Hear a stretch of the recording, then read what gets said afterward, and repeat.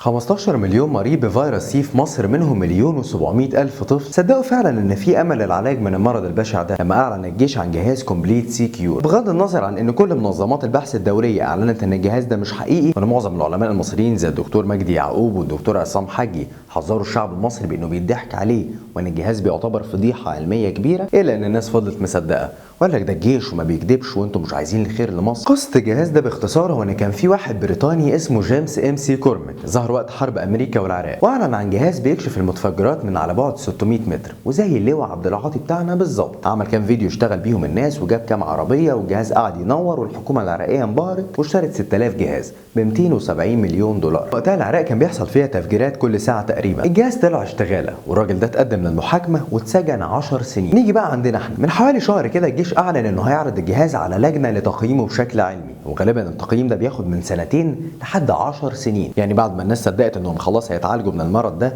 خصوصا ان اصلا نسبه شفائه ما تعديش ال 60%، رجع تاني الجيش وقال لهم معلش كنا بنهزر معاكم. دي مش الاشتغاله الاولى اللي الجيش اشتغلها لنا على فكره. سنه 1964 الجيش برضو اعلن انه صنع طياره اسرع من سرعه الصوت مرتين، ونفس الكلام الراجل صاحب الفكره حاولوا يقتلوه، والمخابرات هربته، والسر هيفضل في مصر، ومصر هتغزو العالم، وهوب مفيش حاجه. طول ما محدش بيتحاسب هيفضلوا يشتغلون. من اول الملك فاروق لما قال لك ان الجيش المصري هيقضي على الصهاينه في فلسطين وراحت مننا فلسطين سنه 48، لحد عبد الناصر لما فهمنا ان فاضل له 10 دقائق ويخش تل ابيب ولبسنا في نكته 67، والسادات لما مسح تاريخ سعد الدين الشاذلي، ومبارك لما قال لنا على مشروع توشكا وابن بيتك بتاع احمد عز، والسيسي مش هيترشح، وجهاز الكفته، وعلى طول بيشتغلون. ولما كمان توصل بيهم انهم يتاجروا بالمرض علشان شويه مصالح سياسيه، يبقى من الاخر كده لازم الناس دي تتحاسب علشان المرض ما ينفعش يتاجر بيه.